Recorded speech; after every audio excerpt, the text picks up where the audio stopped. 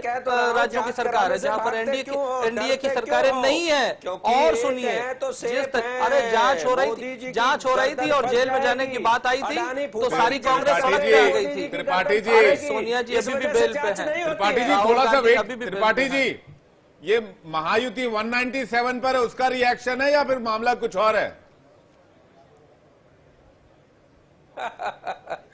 इसको बोलते हैं खिसियानी बिल्ली खंबा नोचे। उसमें जवाब नहीं। कांग्रेस के प्रवक्ता का यही हाल है। जिस तरह से तीनों प्रदेश में कांग्रेस का जो हाल हो रहा है, उसकी वजह से चलिए ठीक है। अभी तो सोनिया गांधी बेल पे हैं। अगर ऐसा हो गया, महायुति 197 पर, त्रिपाठी जी जाने वाले महायुति 197 पर आ गई तो शाम तक एक बार फिर से ईवीएम का गाना और ईवीएम का बाजा बजने वाला है, हमको लग रहा है। महायुति 100 पे आएगी, अभी आने वाला है शाम तक। चलिए ठीक है, 100 पे होगी तो महायुति को 100 पे जाने पे भी चर्चा करेंगे शाम को आपके साथ बैठ। बिल्कुल करेंगे सर, हम तो चर्चा से कहां भागते हैं, हम चर्चा से थोड़ी भागते हैं। आप ही के कई बार होता है कि हम इस मुद्दे पर प्रवक्ता नहीं देंगे या उस मुद्दे पर प्रवक्ता नहीं देंगे, हम तो करते ही हैं चर्चा। हम भी नहीं भागते हैं जी। और बीजेपी हेडक्वार्टर का रुख कर रहे हैं, आंचल के साथ बीजेपी के कुछ मेहमान हैं, उनसे बातचीत करने के लिए। Aanchal, over to you. Manoj Yadav ji हमारे साथ में हैं। देखिए, जिस तरीके से अच्छा प्रदर्शन आप लोग कर रहे हैं, लेकिन लगातार जो है जलेबियां छानने के लिए जो है सुबह से ही आरोप लगने शुरू हो गए कि आखिरकार इतनी जल्दबाजी क्यों थी? देखिए, आरोप प्रत्यारोप की राजनीति करना अलग विषय है, लेकिन इतना है कि झारखंड के अंदर और महाराष्ट्र के अंदर भारतीय जनता पार्टी की सरकार बनने जा रही है। माननीय नरेंद्र मोदी जी के नेतृत्व में वहां पर दोनों जगह सरकार बनेगी और प्रचंड बहुमत की सरकार बनेगी। जहां तक महाराष्ट्र का विशेष सवाल है कि महाराष्ट्र के बारे में महायुति की सरकार प्रचंड बहुमत से बनेगी। आप देखिए, जिस तरह से भारतीय जनता पार्टी का जो ट्रैक रिकॉर्ड है, माननीय नरेंद्र मोदी जी के नेतृत्व में जहां भी हमारी सरकारें हैं, जहां भी हमारे राज्यों की सरकारें, वहां का ट्रैक रिकॉर्ड देखिए। जहां भी हमारी सरकारें बनती, लगातार प्रो इनकम्बेंसी आती है। प्रो इनकम्बेंसी की वजह से लगातार हम एक बार रिपीट करते हैं, फिर 2 बार 3 बार। जैसे हरियाणा का एक नया ज्वलंत आपके सामने उदाहरण है। उसके बाद में आपने देखा होगा कि मध्य प्रदेश सबके सामने है, छत्तीसगढ़ का एग्जांपल ले लीजिए, राजस्थान का ले लीजिए। तो ये लगातार भारतीय जनता पोस्टर जो प्रचलित रहा था, बटेंगे तो कटेंगे, क्या इसका फायदा मिल रहा है? देखिए, बटेंगे तो कटेंगे और एक है तो सेफ है, तो क्यों ना बोला जाए। अक्सर हम लोग गाना सुनते हैं कि मिले सुर मेरा तुम्हारा तो सुर मिले हमारा। और जो भी सांसद और जो भी विधायक जब भी शपथ लेता है और भारत की एकता और अखंडता की शपथ लेता है, तो हम एक भारत श्रेष्ठ भारत के संकल्प के साथ आगे बढ़ रहे हैं। 2014 का जो संकल्प पत्र है हमारा, एक भारत श्रेष्ठ भारत का संकल्प पत्र था। अब आप बताइए कि अगर हम बटेंगे तो कटेंगे कि नहीं कटेंगे? एक है नहीं, आंचल जरा पूछिएगा, आंचल जरा मनोज जी से पूछिएगा कि झारखंड में क्या हुआ। एक मुस्त भारतीय जनता पार्टी को अगर झारखंड में क्यों बट गए? झारखंड की स्थिति ठीक नहीं लग रही है। झारखंड में सरकार बनेगी हमारी, आप देखते जाइए। झारखंड में क्योंकि डामाडोल है स्थिति, अभी क्लियर नहीं है। जब आप देखिए, हरियाणा वाले चुनाव में भी शुरू में सुबह बोल रहे थे कि हरियाणा में डामाडोल स्थिति हो गई है, झारखंड में भी सरकार बनने जा रही है और हमारी महाराष्ट्र के अंदर भी प्रचंड बहुमत की सरकार बनने जा रही है। यूपी उपचुनाव की बात करें तो क्या ये निर्णायक नतीजे होने वाले 2027 के लिए? निश्चित रूप से निर्णायक नतीजे होने वाले हैं।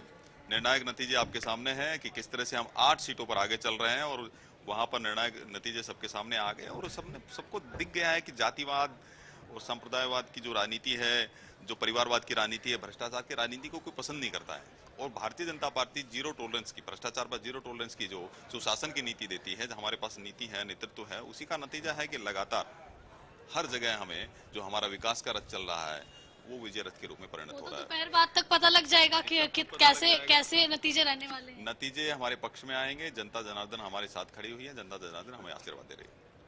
लेकिन बैलेट पेपर से पहले काउंटिंग कराने की बात हो रही थी यूपी के अंदर, खासकर कि काउंटिंग पहले बैलेट पेपर की होनी चाहिए। कल एक सवाल जरूर पूछेगा कि महाराष्ट्र में मुख्यमंत्री कौन बनेगा, क्योंकि जो रुझान आ रहे हैं उसमें साफ दिख रहा है कि बीजेपी जो है वो 135 सीटों पर आगे है। जी,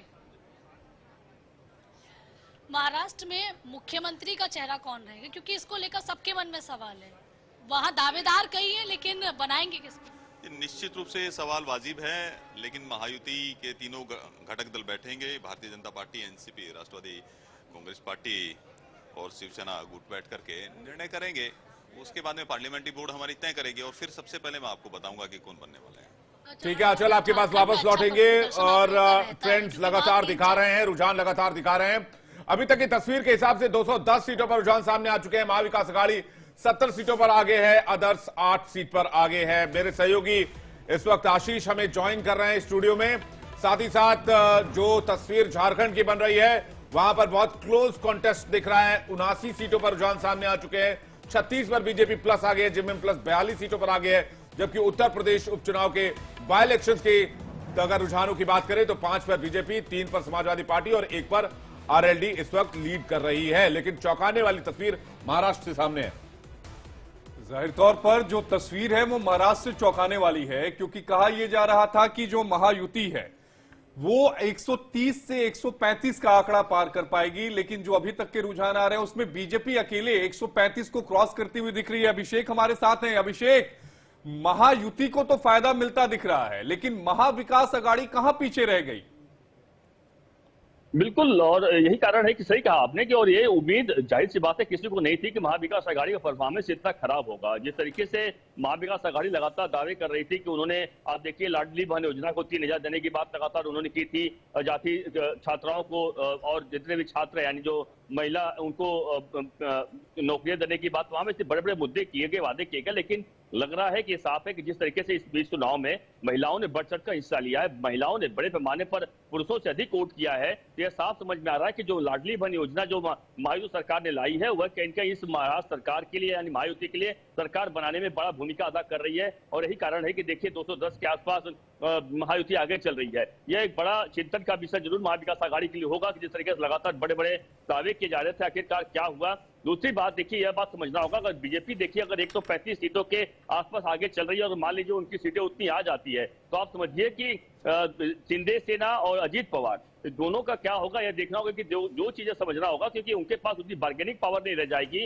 और यह समझना जरूरी हो जाता है। जिस तरह की लगातार देखिए जब काउंटिंग शुरू नहीं हुआ था आशीष, उसके पहले से ही अजीत पवार और उसके अलावा एकनाथ शिंदे की तरफ से और साथ ही देवेंद्र फडणवीस तरफ से, तीनों तरफ से एक पोस्टर वार हुआ, पोस्टर जारी कर दिया गया उन कार्यकर्ताओं द्वारा कि ये सीएम होंगे। लेकिन सच्चाई यह है कि अगर बीजेपी का बड़ा पार्टी बनती तो सारी सवाल बीजेपी ही सीएम बनाएगी, और बीजेपी ने बड़ा दांव खेला है। उन्हें पता है कि उसकी सीटें अच्छी आ सकती है, इसलिए बीजेपी का सीएम कौन होगा, अब इसको बात कर लेंगे। अभी तक के आंकड़ों को अगर देखें तो मैं अभी तक के जो आंकड़े हैं उसके बारे में इंटरेस्टिंग जानकारी दर्शकों को दे दूं।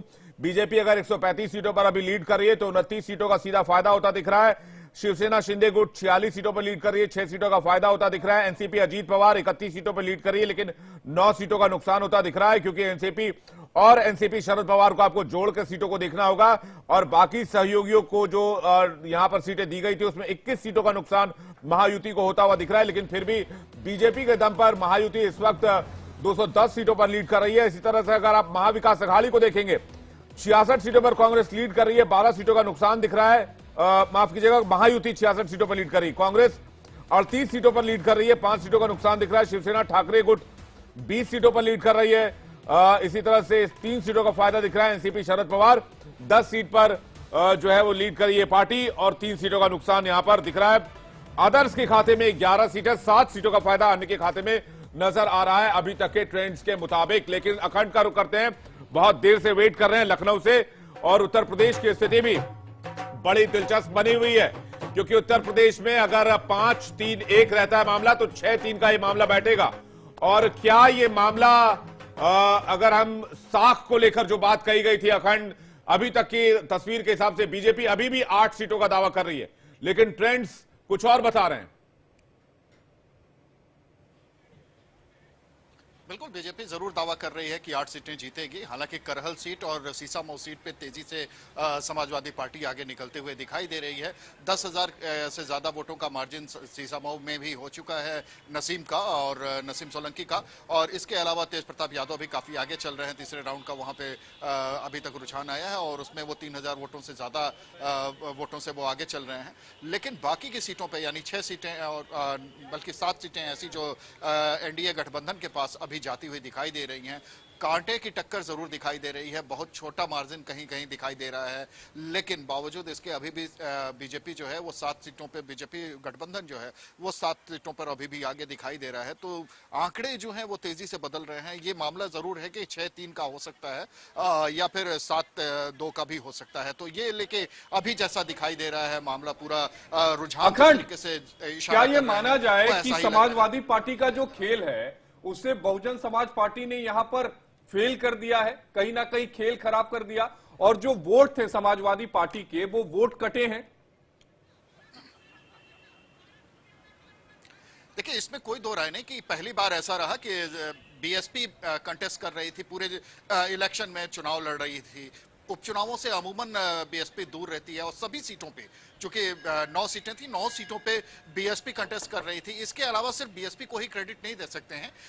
इसमें हमें लगता है कि कुछ सीटों पे जहां जहां एमआईएम लड़ रहा था, एमआईएम लड़ रहा था, और दूसरी तरफ आजाद समाज पार्टी जहां पे लड़ रही थी, इनका भी असर कहीं ना कहीं दिखाई देगा और इसमें दोनों ही पक्षों की तरफ इशारा किया जाएगा।